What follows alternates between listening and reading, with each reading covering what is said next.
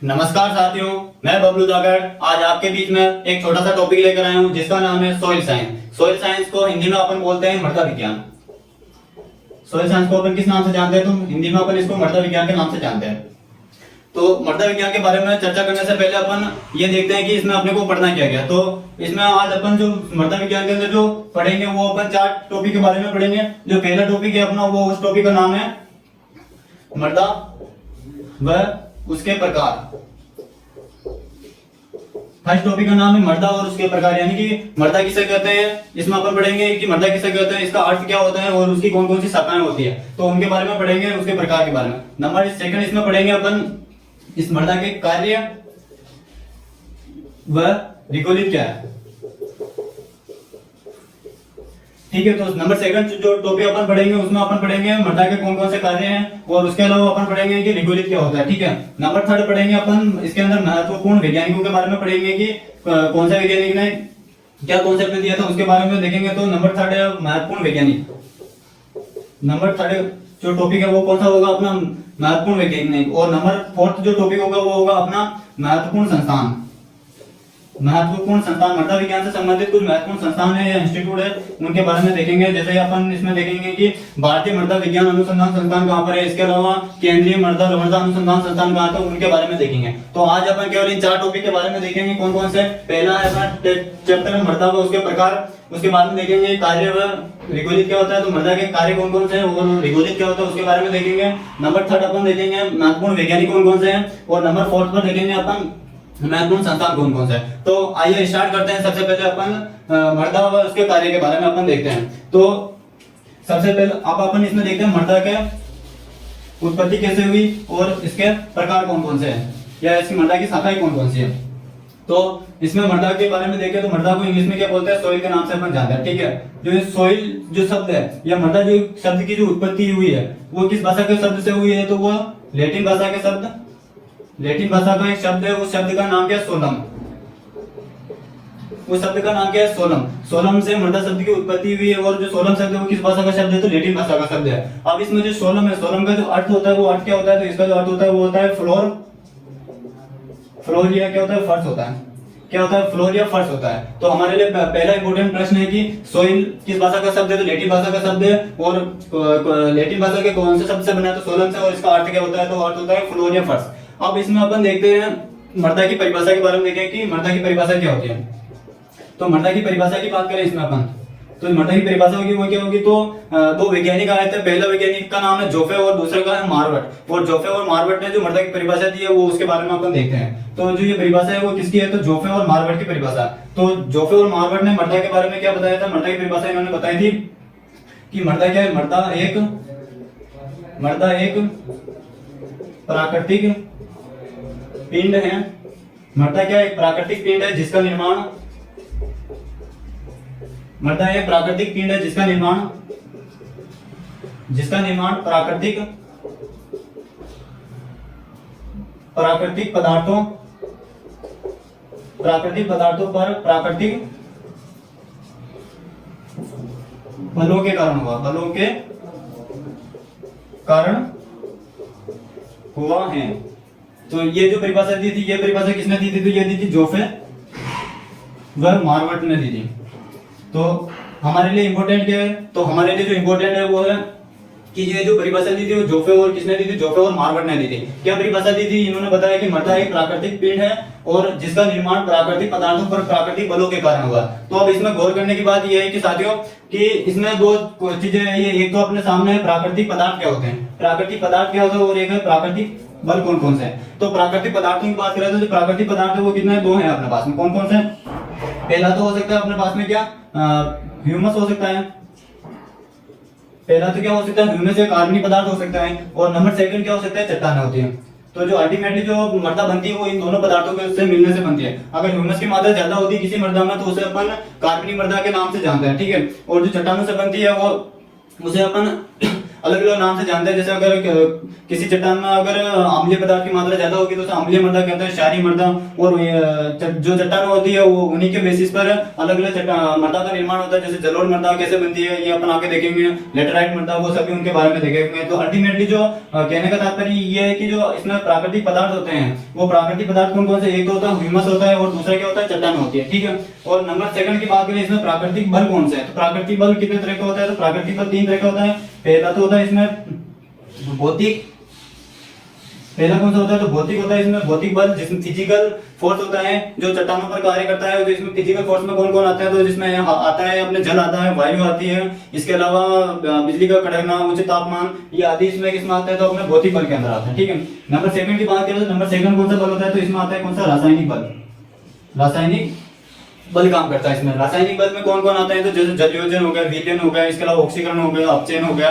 तो इसमें वो कई सारी रिएक्शन आती है जिसके कारण किसी भी जो चट्टान होता है उसका क्या हो जाता है, रूप परिवर्तन हो जाता है, या फिर रूप परिवर्तन होने पर वो चट्टान क्या हो जाती है, कमजोर होकर टूट जाती है और अल्टीमेटली इसका निर्माण होता है, मृदा का निर्माण होता है। नंबर थर्ड की बात करें, नंबर थर्ड इसमें कौन सा बल आता है, तो वो आता है जैविक बल आता है। जैविक यानी बायोटिक फोर्स आता है, जिसमें कौन कौन आता है, तो इसमें मानव भी आता है। जैसे मानव आएगा तो उसे अपन एंथ्रोपोजेनिक फोर्स के नाम से जानेंगे। इसके अलावा अपने प्लांट होते हैं वो भी क्या करते हैं, चट्टानों पर ग्रो करते हैं और चट्टानों को कमजोर करते हैं। तो वो इसमें किसमें है, तो बायोटिक फोर्स के अंदर आएंगे। ठीक है। तो इसमें ये 3 शब्द अपने लिए इंपॉर्टेंट है। पहली परिभाषा किसने दी थी, जोफ्रे और मार्वर्ट ने दी थी। अपन ने ये परिभाषा देखी किसकी, जोफ्रे और मार्वर्ट की देखी, और उसमें अपन ने 2 शब्द देखे थे, कौन सा, प्राकृतिक पदार्थ क्या होता है और प्राकृतिक बल क्या होता है। तो प्राकृतिक पदार्थ क्या होता है, तो ह्यूमस और चट्टान को अपन क्या कहते हैं साथियों, अपन प्राकृतिक पदार्थ के नाम से, नेचुरल कंपाउंड के नाम से इसे अपन जानते हैं। ठीक है। और जो प्राकृतिक या नेचुरल फोर्स कौन कौन से होते हैं, तो नेचुरल फोर्स 3 तरह के होते हैं। कौन कौन से, फिजिकल होता है, दूसरा होता है केमिकल होता है, और नंबर 3 होता है जो बायोटिक होता है। तो इन तीनों के बारे में अपने को अच्छे से पता होना चाहिए। इन सभी के बारे में आगे अपन विस्तार से देखेंगे। अब अपन नेक्स्ट चलते हैं कि अपन ने इसमें देखा मृदा शब्द क्या होता है और मृदा की परिभाषा क्या होती है। अब इसमें अपन देखते हैं कि मृदा के कार्य कौन कौन से हैं या मृदा के प्रकार कौन कौन से हैं।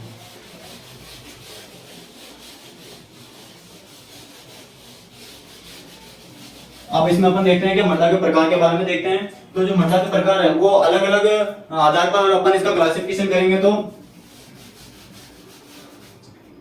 मृदा के प्रकार,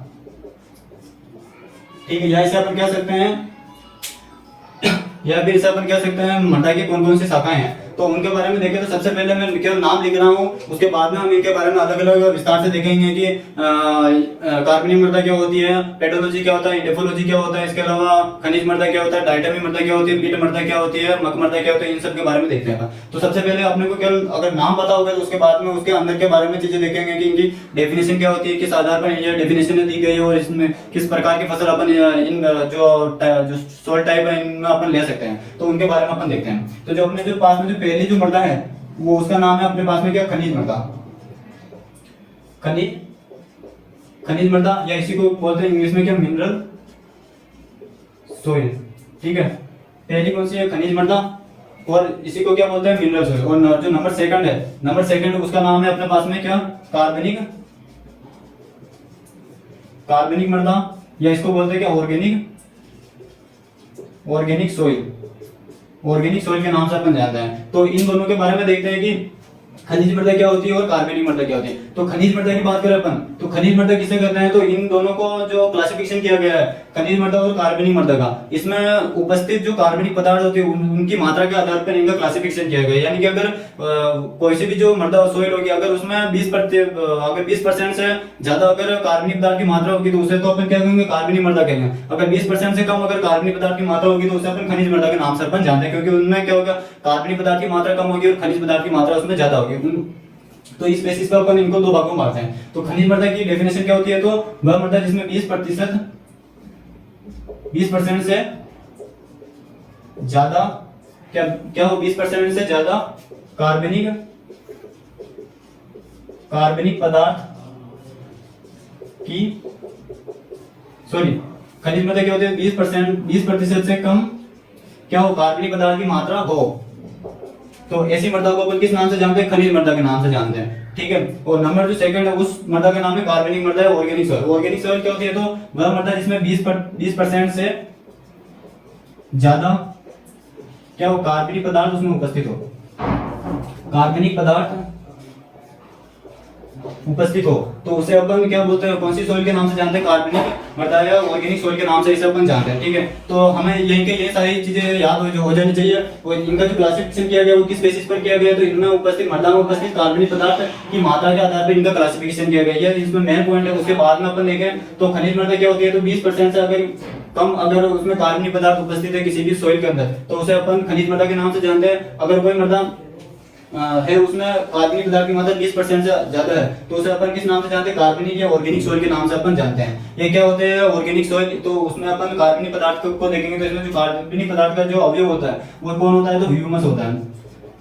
कौन होता है, ह्यूमस होता है। तो ह्यूमस के बारे में अपन विस्तार से एक अलग चैप्टर में देखेंगे कि कार्बनिक पदार्थ के अंदर ह्यूमस का क्या कॉन्सेप्ट होता है, ये कैसे बनता है, और इसके बनने से जो अपने को ह्यूमस प्राप्त होता है इसमें कौन कौन सा कंटेंट पाया जाता है, कौन सा पोषक तत्व की अधिकता होती है, और सॉइल में डालने पर ह्यूमस का क्या इफेक्ट पड़ता है, वो अपन नेक्स्ट चैप्टर में देखेंगे, वो अपन आगे देखेंगे।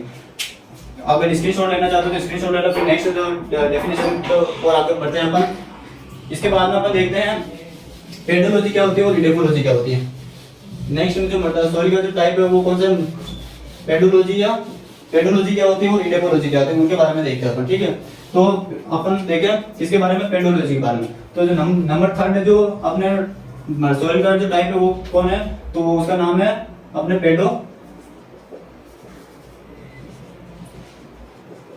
पेडोलॉजी।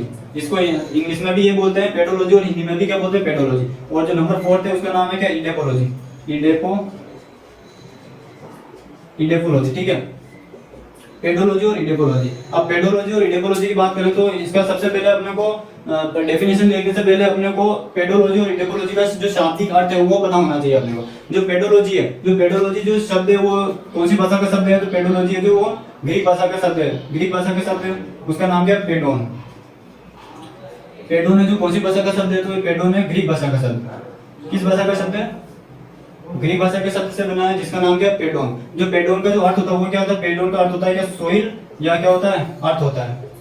इसमें जो पेडोन होता है, पेडोन का अर्थ क्या होता है, सोइल या अर्थ होता है। ठीक है, और हम जानते हैं कहीं पे भी अगर लॉजी या नोमी शब्द आता है उसका सीधा सा अर्थ होता है क्या, स्टडी होता है। यानी कि पेडोन का अर्थ क्या होता है, सोइल यानी कि मृदा का अध्ययन, यानी लॉजी का अर्थ होता है स्टडी, तो सोइल मृदा का अध्ययन जिस शाखा में किया जाता है तो उसको अपन क्या कहते हैं, पेडोलॉजी कहते हैं। अब अपन जो इसमें जो सोइल की जो स्टडी कर रहे हैं वो किस परिप्रेक्ष्य में कर रहे हैं, तो जो इसमें जो पेडोलॉजी में जो मृदा का जो अध्ययन किया जाता है वो अपन इसके उत्पत्ति के बारे में, ओरिजिन कैसा हुआ, कोई सी जैसे मान लीजिए जलोढ़ मृदा बन रही है या एलुवियल सॉइल, जलोढ़ मृदा को इंग्लिश में अपन एलुवियल सॉइल बोलते हैं, तो वो जलोढ़ मृदा कैसे रही है उसके बारे में जो अपन स्टडी करते हैं वो किसके बारे में, जो सोइल साइंस की जिस ब्रांच में करते हैं उसका नाम क्या है, पेडोलॉजी। तो इसमें अपन उदाहरण के रूप में जलोढ़ मृदा की बात कर रहे हैं, तो जलोढ़ मृदा कैसे बन रही है, वो कहाँ पाई जा रही है, कैसे उसका विस्तार क्षेत्र है, उसके बारे में जो कंप्लीट अपने को इन्फॉर्मेशन मिलती है वो जो सोइल साइंस की किस शाखा के अंदर मिलती है, तो वो पेडोलॉजी के अंदर मिलती है। ठीक है, तो ये हमारे लिए इंपॉर्टेंट है। तो इसमें पेडोलॉजी में जो अपन किसका अध्ययन करते हैं, तो इसमें क्या किसका अध्ययन करते हैं, मृदा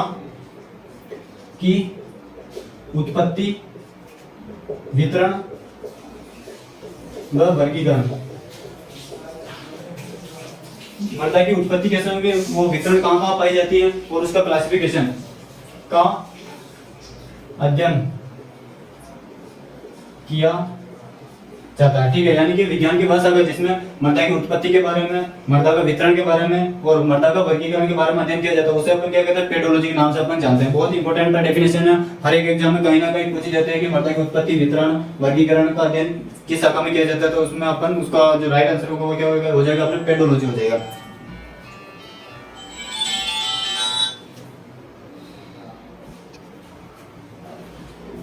साथियों थोड़ा समझ आता हूँ थोड़ा डिस्टर्बेंस के लिए, तो अपन फिर से लौटते हैं अपने टॉपिक की तरफ। तो जो अपन देख लेते हैं किसके बारे में, पेडोलॉजी के बारे में देख लेते हैं। तो जो पेडोलॉजी की डेफिनेशन क्या होती है, इसमें सोइल की कैसे ओरिजिन हो रहा है, उसका कहाँ डिस्ट्रीब्यूशन हो रहा है, कहाँ पाई जाती है, वर्गीकरण कैसे क्या होता है। तो इसको उदाहरण के रूप में अपन जैसे जलोढ़ मृदा की बात करें तो जलोढ़ मृदा की उत्पत्ति कैसे होती है, तो जलोढ़ मृदा की जो उत्पत्ति है वो बरसात के पानी के द्वारा या नदियों के द्वारा जो मिट्टी का कटाव होता है, सॉइल इरोजन होता है, उसके द्वारा जो मिट्टी बनती है उसे अपन किस नाम से जानते हैं, जलोढ़ मिट्टी कहते हैं। तो इसकी उत्पत्ति, जलोढ़ मृदा की जो उत्पत्ति होती है वो किससे होती है, तो वो नदियों के द्वारा जो पानी लाया जाता है उसमें जो कटाव होता है सोइल का, उसके द्वारा जो मृदा बनती है उसे अपन किस नाम से जानते हैं? जलोढ़ मिट्टी के बाद जलोढ़ मृदा के नाम से जानते हैं, और वो जलोढ़ मृदा की उत्पत्ति होती है। और वितरण की बात करें तो जलोढ़ मृदा कहाँ पाई जाती है? तो जलोढ़ मृदा जहाँ पर गंगा नदी और सतलुज नदी का जो मैदानी क्षेत्र होता है वहां पर ये अपना जो जलोढ़ मृदा होती है वो पाई जाती है। वर्गीकरण की बात करें तो जो जलोढ़ मृदा को है वो अपन एक पूरा जो सोइल होती है, सोइल को 12 वर्ग में अलग अलग में बांटा गया है, जिसमें उसकी जो ट्रिक होती है वो अवागामी हाउस होती है। तो जो जलोढ़ मृदा होती है उसको अपन किस मृदा के कौन से वर्गीकरण में रखते हैं? तो उसे अपन अल्फेस हाउस में रखते हैं। तो इन सभी के बारे में जो अपने को स्टडी का पता चलता है कि मृदा का क्लासिफिकेशन क्या है, वितरण क्या है, उसका कौन सी मृदा की उत्पत्ति कैसे हो रही है, उन सभी के बारे में अपने को विज्ञान की जिस शाखा में पता चलता है उसका नाम क्या है? पेडोलॉजी है। ठीक है, अब बात करते हैं कि अपन पेडोलॉजी के फादर ऑफ पेडोलॉजी कौन है? तो क्या हो जाएगा? Father of pedology. Father of pedology कौन है? तो पेडोलॉजी के जो पिता है वो है अपने कौन है? वीवी डोकुचेव। कौन है? वीवी डोकुचेव है। और वीवी डोकुचेव को क्या कहा जाता है? विश्व में मृदा विज्ञान के जनक माने जाते हैं। तो विश्व में मृदा विज्ञान के जनक कौन है? तो वो कौन है? वीवी डोकुचेव। और फादर ऑफ पेडोलॉजी वो तो भी वो कौन है? वीवी डोकुचेव। बहुत इंपॉर्टेंट प्रश्न है। ठीक है, अब नेक्स्ट बात करते हैं अपन क्या? इडेकोलॉजी की। तो इडेकोलॉजी में भी क्या लॉजी शब्द आ रहा है, तो इसमें क्या होता है? लॉजी का अर्थ क्या होता है? स्टडी। अपन शुरुआत से अपन जानते हैं। ठीक है, अब इसकी डेफिनेशन की बात करें साथियों, तो जो इसकी डेफिनेशन होती है वो क्या होती है? तो मृदा का जो इसमें अध्ययन किया जाता है, मृदा का अध्ययन उच्च पादप समुदाय की दृष्टि से किया जाता है। यानी कि विज्ञान की वह शाखा जिसमें मृदा का अध्ययन उच्च पादप समुदाय की दृष्टि से किया जाता है। यानी कि जो मृदा के द्वारा जो भी पेड़ पौधों को पोषक तत्व प्रोवाइड करवाए जाते हैं, वो जो मृदा के द्वारा जो भी पौधों को पोषक तत्व प्रोवाइड करवाए जाते हैं, वो जो उनका जो अपन अध्ययन करते हैं वो किस शाखा में करते हैं? तो इडेकोलॉजी के अंदर करते हैं। यानी कि पेड़ पौधों की जो जड़ों के द्वारा जो भी पोषक तत्व, जो भी जल का अवशोषण किया जा रहा है और इसके अलावा ऑक्सीजन का जो अवशोषण किया जा रहा है, उसका उन सभी का जो अध्ययन करते हैं अपन किसके सापेक्ष में? पेड़ पौधों के सापेक्ष में। तो वो जो सारा अध्ययन होता है वो विज्ञान की किस शाखा में किया जाता है? तो वो इडेकोलॉजी के अंदर किया जाता है। ठीक है, तो ये दोनों अपने लिए जो डेफिनेशन है वो बहुत ज्यादा इंपॉर्टेंट है। कौन कौन सी पेडोलॉजी क्या होती है, वो नंबर जो सेकंड है उसका नाम है क्या? इडेकोलॉजी। दोनों को डेफिनेशन बहुत इंपॉर्टेंट है। पेडोलॉजी है तो उसकी डेफिनेशन क्या होती है? वो है ये।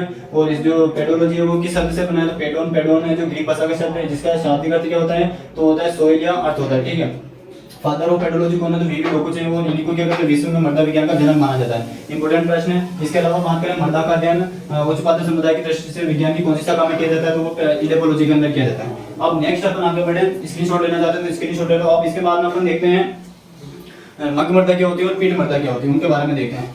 तो नंबर 5 जो डेफिनेशन हो जाएगी उसका नाम है क्या? नंबर 5 जो डेफिनेशन उसका नाम है अपने पीठ मृदा क्या होती है और मग मृदा क्या होती है? पीठ। और नंबर 6 पर है मग। इसको इंग्लिश में बोलते हैं मग, इसको बोलते हैं पीठ, PEAT। ठीक है, और इसको बोलते हैं MUCK मग। अब इन दोनों की बात करें तो इन दोनों का जो क्लासिफिकेशन है वो क्लासिफिकेशन अपन किस बेसिस पे करते हैं? तो जो इनका जो क्लासिफिकेशन वो जो किया जाता है वो इनमें उपस्थित जो कार्बनिक पदार्थ होता है उनका विच्छेदन, डीकंपोजिशन जो कैसे हो रहा है। अगर कंप्लीट डीकंपोजिशन होता है तो उसे तो अपन मग के नाम से जानते हैं। अगर पार्शियल डीकंपोजिशन होता है ऑर्गेनिक कंपाउंड का तो उसे अपन पीठ मृदा के नाम से जानते हैं। तो इन दोनों का जो क्लासिफिकेशन है वो किस बेसिस पर किया गया है? तो वो मृदा में उपस्थित कार्बनिक पदार्थ के विच्छेदन के आधार पर इन दोनों का क्या किया गया? क्लासिफिकेशन किया गया। तो इनकी डेफिनेशन क्या हो जाएगी? सीधी सी डेफिनेशन हो जाएगी, वह मृदा जिसका पीठ मृदा क्या होती है? तो मृदा में उपस्थित जो कार्बनिक पदार्थ है, कार्बनिक पदार्थ का आंशिक विच्छेदन हो। यानी कि वह मृदा जिसमें उपस्थित कार्बनिक पदार्थ का आंशिक विच्छेदन यानी कि आधा अधूरे विच्छेदन हुआ हो, तो ऐसी मृदा को अपन किस नाम से जानते हैं? पीठ मृदा के नाम से जानते हैं। ठीक है, ऐसी मृदा को अपन किस नाम से जानते हैं? पीठ मृदा के नाम से जानते हैं। और जो पीठ मृदा होती है वो पीठ मृदा का जो पीएच मान होता है वो पीएच मान कितना होता है? तो पीठ मृदा का जो पीएच मान होता है वो कितना होता है? 4 से क्या होता है? 4 से कम होता है। पीठ मृदा का जो पीएच मान होता है वो 4 से कम होता है। और पीठ मृदा में किस फसल की अपन बुआई कर सकते हैं? तो पीठ मृदा में अपन किसकी? चावल की अपन क्या कर सकते हैं? चावल की फसल अपन आराम से ले सकते हैं। ठीक है, तो पीट मृदा की डेफिनेशन क्या होती है? तो कार्बनिक पदार्थ का आंशिक विच्छेदन हुआ हो ऐसी मृदा को अपन पीट मृदा कहते हैं। पीएच मान कितना होता है? 4 से कम होता है। फसल कौन सी ले सकते हैं? ऐसी मृदा में चावल की फसल ले सकते हैं। और भारत में किस राज्य में यह पीट मृदा पाई जाती है? तो जो केरल राज्य है, कौन सा राज्य? केरल राज्य, वहां पर पीट मृदा पाई जाती है, पीट सॉइल पाई जाती है। ये हमारे लिए 4 पॉइंट इसके एग्जाम पॉइंट ऑफ व्यू से हमारे लिए काफी इंपॉर्टेंट है। नेक्स्ट बात करते हैं अपन किसकी? मक सॉइल के बारे में। मक सॉइल क्या होती है? तो इसका जस्ट उल्टा हो जाएगी। इसमें किसका क्या हो रहा है? आंशिक या पार्शियल डिकम्पोजिशन हो रहा है, और इसमें क्या हो जाएगा? कंप्लीट डिकम्पोजिशन हो जाएगा। तो डेफिनेशन हो जाएगी कार्बनिक पदार्थ का पूर्ण विच्छेदन। क्या? कार्बनिक पदार्थ का पूर्ण विच्छेदन हो तो ऐसी सॉइल को अपन किस नाम से जानते हैं? मक सॉइल के नाम से जानते हैं। और इसका जो पीएच मान होता है, पीएच मान कितना होता है? तो इसका जो पीएच मान होता है वो कितना होता है? 4 से क्या होता है? ज्यादा होता है। पीएच मान कितना होता है? 4 से ज्यादा होता है। तो इसमें क्या 2 पॉइंट इंपॉर्टेंट है और इसमें कितना 4 पॉइंट इंपॉर्टेंट है। पीएच मान मक सॉइल का कितना होता है? ज्यादा होता है, और पीट सॉइल का कितना होता है? 4 से कम होता है। दोनों डेफिनेशन हमारे लिए इंपॉर्टेंट है। स्क्रीनशॉट लेना चाहते हो तो स्क्रीनशॉट ले लो। और इन दोनों का याद रखना, जो क्लासिफिकेशन किया गया है वो किसके आधार पर किया गया? तो कार्बनिक पदार्थ के विच्छेदन के आधार पर इन दोनों का क्लासिफिकेशन किया गया है। ठीक है, अब अपन नेक्स्ट बात करते हैं। इसमें 2 डेफिनेशन और हैं। कौन कौन सी? हल्की मृदा क्या होती है और भारी मृदा क्या होती है? कौन सी सॉइल? नंबर जो 7 है उसका नाम है हल्की मृदा, इसको बोलते हैं कि इंग्लिश में लाइट सॉइल। और नंबर 8 पर है अपने कौन सी? भारी मृदा। भारी मृदा इसको इंग्लिश में क्या बोलते हैं? Heavy soil. ठीक है, भारी मृदा या हेवी सॉइल। इन दोनों के बारे में देखें तो इन दोनों का जो क्लासिफिकेशन किया गया है, क्लासिफिकेशन का आधार क्या है? तो इनमें जो क्लासिफिकेशन का आधार है वो अपन खेत में जो मशीनरी कोई भी काम करते समय अपन जब खेत में मशीनरी चलाते हैं, चाहे निराई गुड़ाई के लिए या हार्वेस्टिंग के लिए या बुआई के लिए, जो भी अपन यंत्र काम में लेते हैं,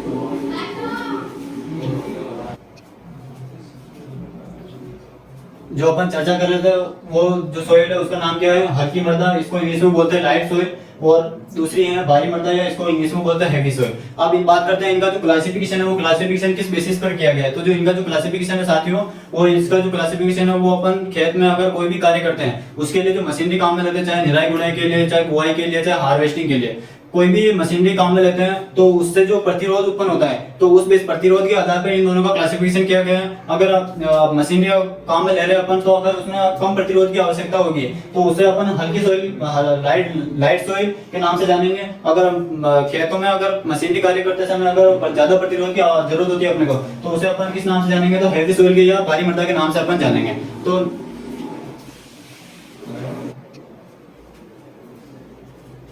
साथियों अब अपन बात करते हैं इसकी डेफिनेशन की। डेफिनेशन की बात करें तो जो हल्की सॉइल या हल्की मृदा अपन या लाइट सॉइल किसे कहेंगे अपन? तो इसकी जो डेफिनेशन हो जाएगी वो हो जाएगी क्या? खेत में मशीनरी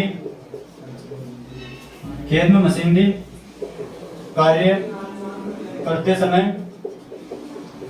कम प्रतिरोध की आवश्यकता हो, तो ऐसी सॉइल को अपन किस नाम से जानते हैं? हल्की मृदा के नाम से जानते हैं। यानी खेत में कोई भी मशीनरी कार्य करते समय अपने को अगर उसमें कम प्रतिरोध की आवश्यकता होती है तो उसे अपन हल्की मृदा के नाम से जानते हैं। अब इसका उदाहरण देखते हैं कि हल्की मृदा के अंदर अपन कौन कौन सी फसल ले सकते हैं। तो इसमें अपन कौन कौन सी फसल ले सकते हैं? तो इसमें मूंगफली ले सकते हैं आराम से अपन। इसके अलावा जितनी भी दलहनी फसलें होती है, सभी दलहनी फसलें ले सकते हैं। इसके अलावा अपन तंबाकू ले सकते हैं। इसके अलावा क्या ले सकते हैं? तो इसके अलावा अपन आलू की फसल भी इसमें आराम से अपन ले सकते हैं। ठीक है, तो बीएचयू में प्रश्न पूछा हुआ है कि मूंगफली की जो फसल है वो कौन सी मृदा में अपन खेती करेंगे तो उसमें अपने को प्रोडक्शन ज्यादा मिलेगा, तो उसमें ऑप्शन था हल्की मृदा। तो मूंगफली के लिए जो अपन सॉइल प्रीफर करते हैं वो कौन सी सॉइल होती है? तो वो लाइट सॉइल होती है, या अपन कह सकते हैं कि बलुई दोमट सॉइल होती है, जो वो अपन मूंगफली के कल्टीवेशन के लिए अपन काम में लेते हैं। और जो मूंगफली का जो कल्टीवेशन होता है वो सबसे ज्यादा कहाँ पर होता है? बीकानेर का लोणाकरण जो जगह होती है वहां पर होता है। इसीलिए अपन राजस्थान का जूनागढ़ लोणाकरण को अपन राजस्थान का जूनागढ़ के नाम से जानते हैं। ठीक है, अब नेक्स्ट बात करें अपन भारी मृदा की बात करें तो इसकी डेफिनेशन क्या होती है? तो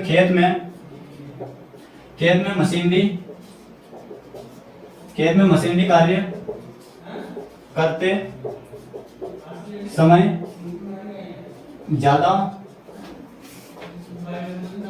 प्रतिरोध की आवश्यकता हो। यानी कि अपन खेत में कोई भी मशीनरी काम में ले रहे हैं तो उसमें अगर अपने को क्या ज्यादा प्रतिरोध की आवश्यकता होगी, यानी कि उसमें खिंचाव बल ज्यादा लगेगा, तो उसे अपन ऐसी मृदा को अपन भारी मृदा के नाम से जानते हैं। और ऐसी जो मृदा होती है उसमें अपन किस प्रकार की खेती के लिए फसल को प्रोवाइड करवाते हैं, तो इसके लिए अपन कौन सी फसल ले सकते हैं, तो चावल ले सकते हैं, कपास ले सकते हैं और मक्का ले सकते हैं। मक्का की फसल को आसानी से अपन इसमें तीनों फसलों को आसानी से जो भारी मृदा होती है उसमें अपन इसको ग्रो करवा सकते हैं, ठीक है। या वैज्ञानिक रूप से अगर वैज्ञानिक खेती करें अपन तो जो भारी मृदा होगी उसमें अपन चावल, कपास और मक्का तीनों फसल को आसानी सरलता से ले सकते हैं, उसमें अपने को ज्यादा कोई दिक्कत नहीं आएगी, ठीक है। तो ये आपने कितनी डेफिनेशन हो गई, 8 डेफिनेशन हो गई। कौन कौन से नाम बता देता हूँ मैं। सबसे पहले अपन ने पढ़ा था खनिज मृदा क्या होती है और कार्बनिक मृदा होती है। इन दोनों का जो क्लासिफिकेशन का बेसिस था वो होता है इसमें उपस्थित कार्बनिक पदार्थ की मात्रा। उसके बाद में अपन ने देखा इडेपोलॉजी क्या होती है और पेडोलॉजी क्या होता है, इनके बारे में देखा। उसके बाद में अपन ने देखा पीट मृदा क्या होती है और मक मृदा क्या होती है। इनका जो क्लासिफिकेशन का बेसिस था वो था मृदा में उपस्थित कार्बनिक पदार्थ का विच्छेदन के बेसिस पर इनका अपन ने क्लासिफिकेशन किया था पीट और मक सॉइल का, ठीक है। नेक्स्ट अपन ने देखा कि जो हल्की मृदा क्या होती है और भारी मृदा क्या होता है। इन दोनों का जो बेसिस था क्लासिफिकेशन का वो था इन कोई भी खेत में मशीनी कार्य करते समय कितना अपने को उसमें प्रतिरोध या बल की आवश्यकता होती है, तो उसको अपन दो भागों में डिवाइडेशन करते हैं। कौन कौन सी, एक तो होती है लाइट सॉइल और एक होती है हेवी सॉइल। अगर स्क्रीनशॉट लेना चाहते हैं तो स्क्रीनशॉट ले लो। फिर अपन नेक्स्ट आगे देखते हैं कि महत्वपूर्ण वैज्ञानिक या इंपोर्टेंट अपने साइंटिस्ट कौन कौन से सॉइल साइंस में, उनके बारे में देखते हैं कि उनसे सीधा सीधा प्रश्न पूछा जाता है कि कौन सा वैज्ञानिक ने किसकी खोज की थी, उसके बारे में देखते हैं अपन, ठीक है। तो जो नेक्स्ट जो टॉपिक डालेंगे अपन उसका नाम क्या है, महत्वपूर्ण वैज्ञानिक।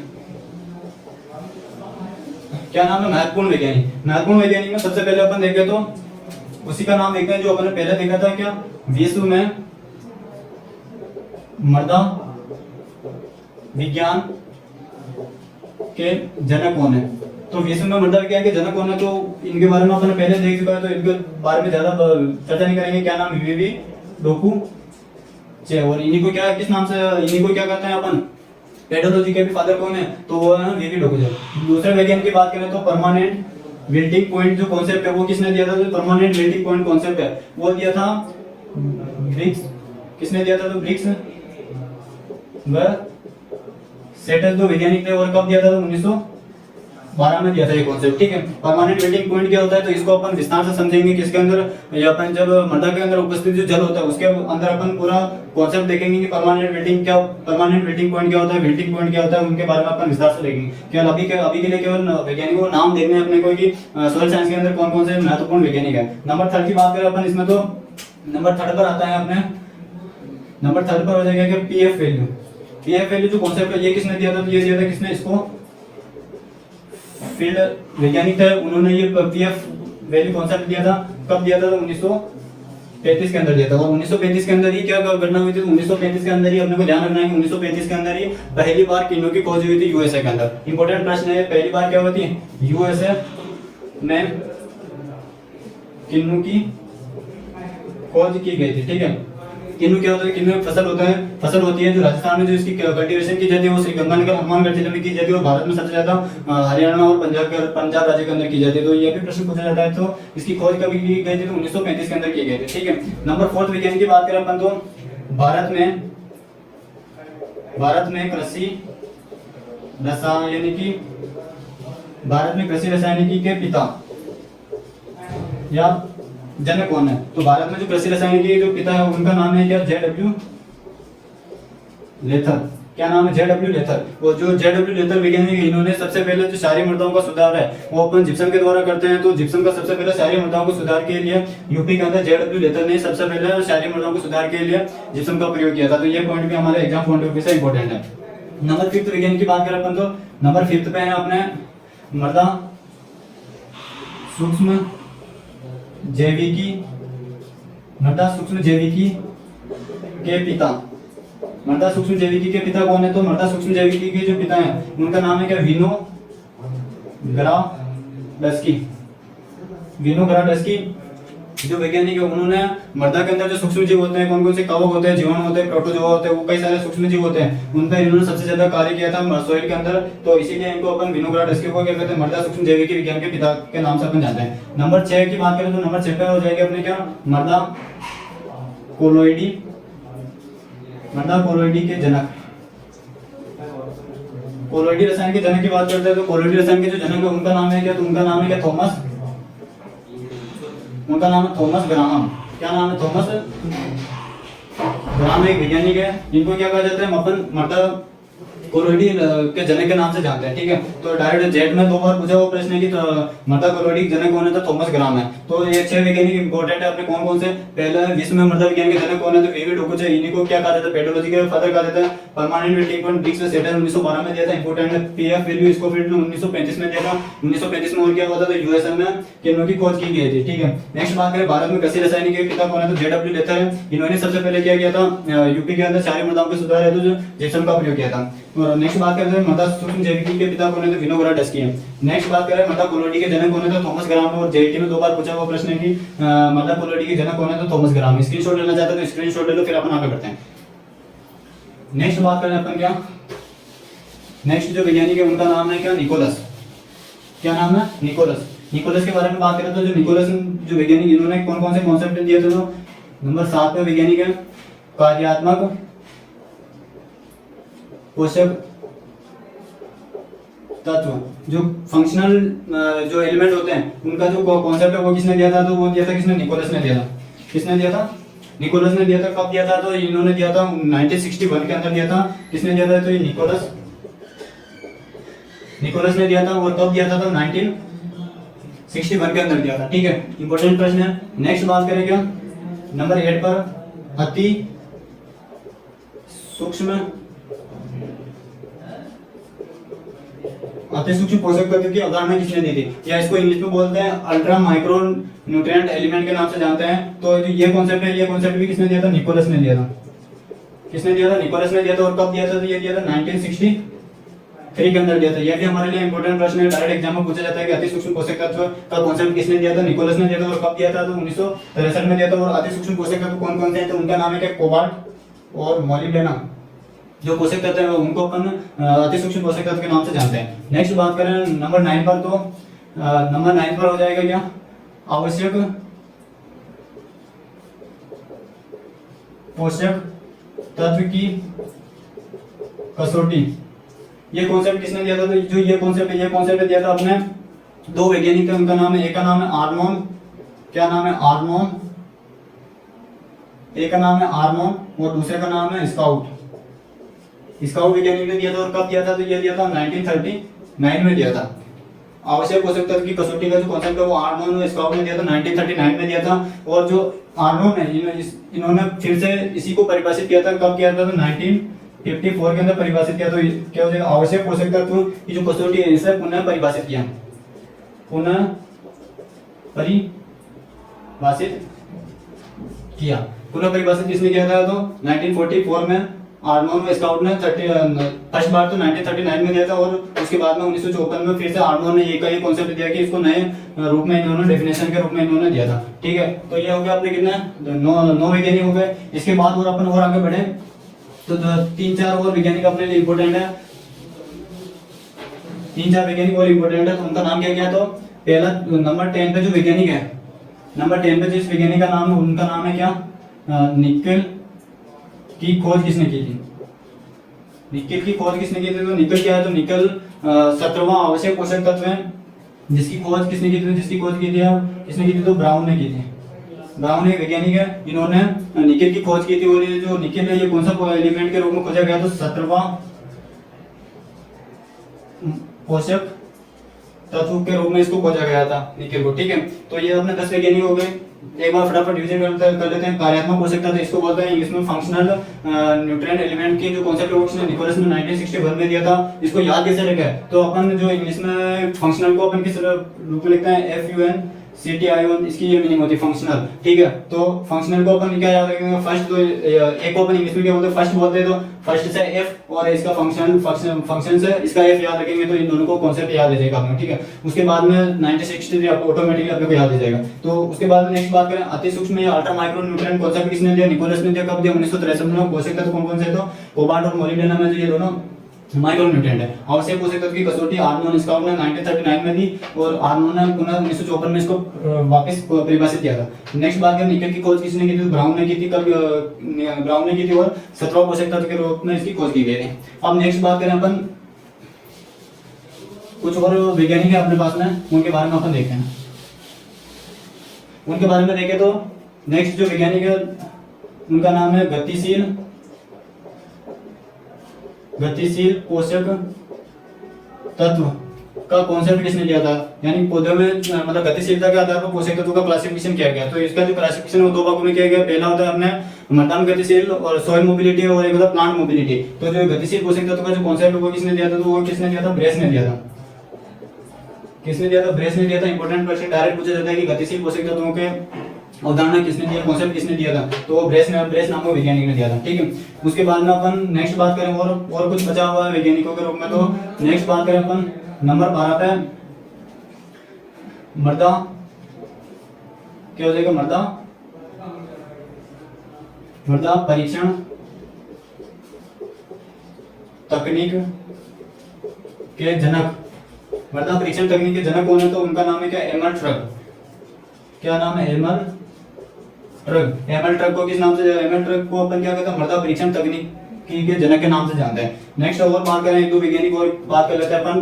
तो नंबर नेक्स्ट हो जाएगा धान के खेरा रोग की खोज। धान के खेरा रोग की खोज किसने की थी? तो उन वैज्ञानिक का नाम क्या है? तो वायल लेना इनका नाम है। और कब की थी? तो इन्होंने 1966 में इसकी खोज की थी। 1966 में क्या क्या घटना हो चुकी है? तो 1966 में पहली बार तो वायल ने धान के खेरा रोग की खोज की थी। उसके बाद नेक्स्ट बात है 1966 में मेक्सिको के अंदर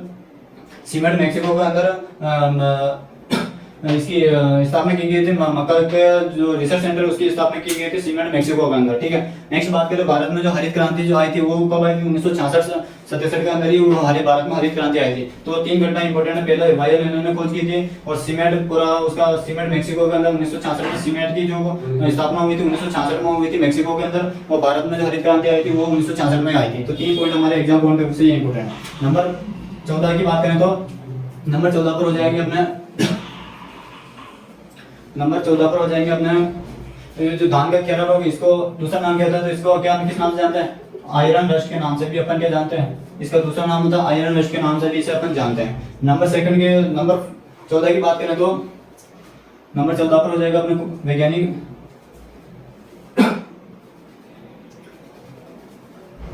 फिलहाल अब तक जो अपन वैज्ञानिक देखे उनका गतिशील पोषक तत्व का वैज्ञानिक कॉन्सेप्ट किसने दिया? ब्रेस ने दिया था। मृदा परीक्षण तकनीक के जनक कौन है? एमल ट्रक है। धान के खेरा रोग की खोज की वायल ने की थी। नंबर 14 पर अपन देखें तो एग्रोनॉमी के, यहाँ अपन कह सकते हैं सस्य विज्ञान के फादर कौन है? सस्य विज्ञान के पिता कौन है? तो उनका नाम है क्या? पीटर डी क्रेजेंसी इनका नाम है। तो सस्य विज्ञानी फादर ऑफ एग्रोनॉमी कौन है? तो पीटर डी क्रेजेंसी उनका नाम है। इंपॉर्टेंट प्रश्न डायरेक्ट पूछा जाता है। तो ये 14 वैज्ञानिक अपने हमारे लिए बहुत ज्यादा इंपॉर्टेंट है। हर एक एग्जाम में डायरेक्ट सीधा प्रश्न पूछा जाता है कि किस वैज्ञानिक ने किसकी खोज की थी, या फिर अपने को कॉन्सेप्ट लेंगे कि मृदा के अंदर गतिशील पोषक तत्व की जो कॉन्सेप्ट है वो किसने दिया था? ब्रेस ने दिया था। तो ऐसे डायरेक्ट व इनडायरेक्टली क्वेश्चन पूछा जाता है। स्क्रीनशॉट लेना चाहते हो तो स्क्रीनशॉट लेना, फिर मैं रफ करता हूँ। अब अपन आगे बढ़ते हैं अगले टॉपिक की तरफ। और जो अपना अगला टॉपिक है उस टॉपिक का नाम है क्या? उस टॉपिक का नाम है अपने मृदा से संबंधित महत्वपूर्ण संस्थान। मृदा से संबंधित महत्वपूर्ण संस्थान कौन कौन से हैं? तो संस्थान, या इसको इंग्लिश में क्या बोलते हैं? इंस्टीट्यूट बोलते हैं। तो जो अपना पहला जो इंस्टीट्यूट है उसका नाम क्या है? पहला इंस्टीट्यूट का नाम है अपने भारतीय मृदा विज्ञान संस्थान। ठीक है, Indian institute of soil science. ये कहाँ पर है? तो ये अपने है मध्य प्रदेश, भोपाल के अंदर है। भोपाल कहाँ पर आता है? मध्य प्रदेश के अंदर। और इसकी जो स्थापना वो कब की गई? 1988 में इसकी स्थापना की गई। डायरेक्ट प्रश्न पूछा जाता है। नंबर 2 की बात करें तो मृदा जल संरक्षण अनुसंधान संस्थान। नेक्स्ट कौन सी है? मृदा जल संरक्षण अनुसंधान संस्थान। तो ये कहाँ पर है, तो ये है अपने कहाँ पर है, देहरादून। देहरादून के अंदर है, देहरादून के अंदर है। और इसकी जो स्थापना वो कब की गई थी, इसकी स्थापना की गई थी 1974 के अंदर की गई थी। ठीक है, 1974 में और क्या क्या घटना हुई थी। 1974 में पहली तो है मृदा जल संरक्षण अनुसंधान संस्थान की स्थापना की गई थी। मृदा वायु एवं जल संरक्षण अनुसंधान संस्थान देहरादून 1974 में। नंबर सेकंड की बात करें तो भारत में जो पहला परमाणु परीक्षण हुआ था वो 1974 में हुआ था, लेकिन वो विफल रहा था। तो 1974 में भारत में पहला परमाणु परीक्षण किया गया था पोखरण के अंदर। नंबर थर्ड की बात करें तो भारत में जो पहला केवीके है वो कहाँ पर स्थापित किया गया था, तो वो किया गया था पुडुचेरी के अंदर स्थापित किया गया था। 1974 के अंदर ही स्थापित किया गया था। तो ये तीन घटना हमारे लिए बहुत इंपॉर्टेंट है। नंबर थर्ड की बात करें तो नंबर थर्ड हो जाएगा कौन सा इस हो जाएगा, तो भारतीय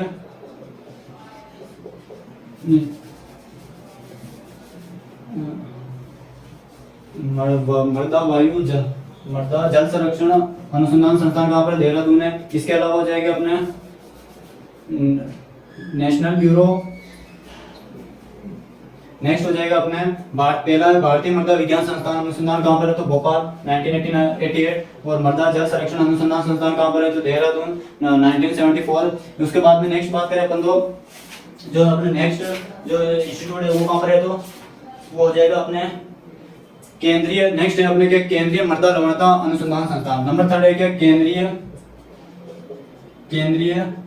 मृदा लवणता अनुसंधान संस्थान। ये कहाँ पर है, तो ये है करनाल हरियाणा के अंदर। कहाँ पर, करनाल। और करनाल कहाँ पर आता है, हरियाणा के अंदर आता है। और इसकी जो स्थापना है वो इसकी स्थापना हुई थी 1969 के अंदर इसकी स्थापना की गई। तो नंबर थर्ड कौन सा है, केंद्रीय मृदा लवणता अनुसंधान संस्थान है, जो इसकी स्थापना करनाल में की गई थी। कब की गई थी, तो 1969 के अंदर की गई थी। नेक्स्ट बात करें अपन तो नेक्स्ट हो जाएगा राष्ट्रीय कार्बनिक खेती संस्थान। क्या हो जाएगा, राष्ट्रीय कार्बनिक खेती संस्थान। राष्ट्रीय कार्बनिक खेती संस्थान ये कहां पर है, तो ये कहां पर है, गाजियाबाद कहां पर है, तो यूपी के अंदर है। और जो इसकी स्थापना की गई थी वो 2003 के अंदर की है। तो नंबर 4 पर है राष्ट्रीय कार्बनिक खेती संस्थान गाजियाबाद, यूपी 2003 के अंदर इसकी स्थापना की गई। नेक्स्ट बात करें अपन तो नेक्स्ट है नंबर 5 पर है राष्ट्रीय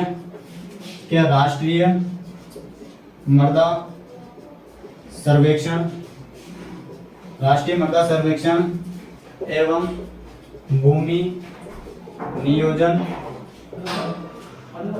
ब्यूरो।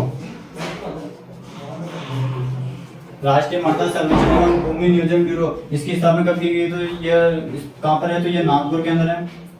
नागपुर कहाँ पर आता है, तो महाराष्ट्र में आता है। और जो इसकी स्थापना है वो कब की गई थी, तो इसकी जो स्थापना है वो की गई थी 1956 में की गई थी। तो मृदा विज्ञान से संबंधित ये 5 जो संस्थान है बहुत ज्यादा इंपॉर्टेंट है। हर एक एग्जाम में इनसे डायरेक्टली व इनडायरेक्टली क्वेश्चन पूछा जाता है। और जेड आईसीआर के हिसाब से तो बहुत ज्यादा इंपॉर्टेंट है। पहली कौन सी, भारतीय मृदा विज्ञान संस्थान कहाँ पर, भोपाल, स्थापना 1988 के अंदर हुई थी। ठीक है, मृदा जल संरक्षण अनुसंधान संस्थान देहरादून के अंदर है। स्थापना 1974 में हुई थी। और 1974 में क्या क्या हो गया था, तो भारत का पहला केवी की 1974 में स्थापना। और उसी टाइम पे क्या हुआ था, तो उसी टाइम पे भारत में पहला परमाणु परीक्षण किया गया था पोखरण के अंदर, लेकिन वो विफल रहा था। तो पहला परीक्षण 1974। केंद्रीय मृदा लवणता अनुसंधान संस्थान करनाल 1969 में स्थापना की गई। राष्ट्रीय कार्बनिक खेती संस्थान गाजियाबाद यूपी के अंदर 2003 में स्थापना की गई। राष्ट्रीय मृदा सर्वेक्षण एवं भूमि नियोजन ब्यूरो नागपुर महाराष्ट्र में स्थापना 1956 के अंदर की गई थी। अब इसमें अपना जो लास्ट टॉपिक बचा हुआ है वो है अपने रिगोलिथ क्या होता है उसके बारे में देख लेते हैं। स्क्रीनशॉट लेना तो स्क्रीनशॉट ले लो, फिर मैं रफ करता हूँ इसको। अब अपने बचा हुआ रिगोलिथ के बारे में देखते हैं कि रिगोलिथ क्या होता है। तो रिगोलिथ की बात करें तो रिगोलिथ एक असंगठित पेतल पदार्थ होता है जिसका निर्माण चट्टानों के अपक्षय के दौरान होता है, जिसका जो संगठन होता है वो फिक्स नहीं होता है। नेक्स्ट बात करें क्या, रिगोलिथ की बात करें तो रिगोलिथ क्या होता है, तो इसकी डेफिनेशन क्या हो जाती है, तो इसकी डेफिनेशन हो जाएगी क्या, असंगठित पेतरक पदार्थ। असंगठित पेतरक पदार्थ को किस नाम से जानते हैं, अपन रिगोलिथ के नाम से जानते हैं। नेक्स्ट बात करते हैं इसका जो निर्माण होता है, निर्माण किसके द्वारा होता है, तो इसका जो निर्माण होता है वो चट्टान के चट्टान के अपक्षय से इसका क्या होता है, निर्माण होता है। यानी कि चट्टानें जब टूटती है तब उनका जो संगठन होता है फिक्स नहीं होता है, असंगठित होता है, उसे अपन किस नाम से जानते हैं, रिगोलिथ के नाम से जानते हैं। और इसका जो निर्माण होता है वो चट्टानों का अपक्षय के दौरान होता है। नेक्स्ट बात करें, जो रिगोलिथ होता है ये कौन से संस्थान में पाया जाता है, तो ये पाया जाता है अपने ए, बी और सी जो संस्थान होता है इससे संबंधित रूप से अपन क्या कहते हैं, रिगोलिथ के नाम से जानते हैं। तो रिगोलिथ में 3 पॉइंट एग्जाम पॉइंट से इंपॉर्टेंट है। असंगठित क्षेत्र पदार्थ रिगोलिथ कहलाता है। निर्माण किसके द्वारा होता है, चट्टानों के टूटने या अपक्षय के दौरान इसका निर्माण होता है। संस्तर कौन सा होता है, तो इसमें ए प्लस बी प्लस सी तीनों संस्तर पाए जाते हैं। किसके अंदर पाए जाते हैं, रिगोलिथ के बारे में। ठीक है, नेक्स्ट बात करते हैं अपन रिगोलिथ और सोइल के अंदर क्या डिफरेंस होता है। तो रिगोलिथ पहले होता है क्या, रिगोलिथ में क्या होता है, संस्तर पाए जाते हैं। रिगोलिथ में क्या होगा, संस्तर उपस्थित होंगे, जबकि सोइल के अंदर, सोइल की बात करें तो इसमें क्या होगा, संस्तर अनुपस्थित होंगे। नेक्स्ट बात करें, जो रिगोलिथ होता है इसका जो क्षरण होता है, इसका जो इरोजन होता है वो क्या होता है, नहीं होता है, क्योंकि क्या होता है सोइल के अंदर पाया जाता है, तो इसलिए इसका क्षरण नहीं होगा। और इसका क्या होता है, इरोजन होता है। नंबर 3 की बात करें, इसमें क्या होता है, पोषक पदार्थ या पोषक तत्व की मात्रा क्या होती है, न्यूट्रिएंट इसमें क्या होते हैं, ज्यादा होते हैं, इसमें न्यूट्रिएंट क्या होते हैं, कम होते हैं। नेक्स्ट बात करें, इसमें क्या माइक्रो ऑर्गेनिज्म क्या होते हैं, ज्यादा होते हैं, और इसमें माइक्रो ऑर्गेनिज्म क्या होते हैं, कम होते हैं। इसमें माइक्रो ऑर्गेनिज्म कम होते हैं। तो ये मेन डिफरेंस होता है। और सोइल के अंदर कार्बनिक पदार्थ की मात्रा ज्यादा होती है, और जो रिगोलिथ होता है इसमें कार्बनिक पदार्थ की मात्रा क्या होती है, कम होती है। ठीक है, तो ये होता है रिगोलिथ। एक बार फिर देखते हैं, असंगठित क्षेत्र पदार्थ रिगोलिथ कहलाता है। निर्माण चट्टानों का अपक्षय से होता है। संस्तर कौन सा, ए प्लस बी प्लस सी इसमें पाए जाते हैं। और इसमें डिफरेंस बात करें रिगोलिथ और सोइल में, तो इसमें संस्तर उपस्थित होते हैं, इसमें अनुपस्थित होते हैं। इसमें सोइल इरोजन नहीं होता है, इसमें सोइल इरोजन होता है। इसमें न्यूट्रिएंट ज्यादा होते हैं, इसमें न्यूट्रिएंट कम होता है। माइक्रो ऑर्गेनिज्म इसमें माइक्रो ऑर्गेनिज्म जो संस्तर इसमें रिगोलिथ में क्या होता है, कम होता है, और इसमें माइक्रो ऑर्गेनिज्म क्या होते हैं, ज्यादा होते हैं। कार्बनिक पदार्थ की बात करें तो कार्बनिक पदार्थ तो रिगोलिथ में कम होता है, इसमें क्या होता है, ज्यादा होता है। तो ये 5 इसमें इंपॉर्टेंट डिफरेंस होता है रिगोलिथ और सोइल के अंदर। आई होप आप सभी को मेरा पढ़ाया हुआ समझ में आया होगा। ये जो क्लास है ये जेट ICAR PHU इसके अलावा जितनी भी प्रतियोगी परीक्षा है उसके अंदर अगर सॉइल टॉपिक दे रखा है तो उसमें यह बहुत ज़्यादा इंपॉर्टेंट है। और इसमें अपन देखेंगे कि जो अभी वीडियो का जो एग्जाम हुआ था उसमें जो सॉइल साइंस से लगभग 10 से 12 प्रश्न पूछे गए थे, वो उन सभी के बारे में अपन विस्तार से चर्चा करेंगे। आई होप आप सभी को मेरा पढ़ाया हुआ समझ में आया होगा। मिलते हैं नेक्स्ट क्लास में, तब तक के लिए जय हिंद जय भारत।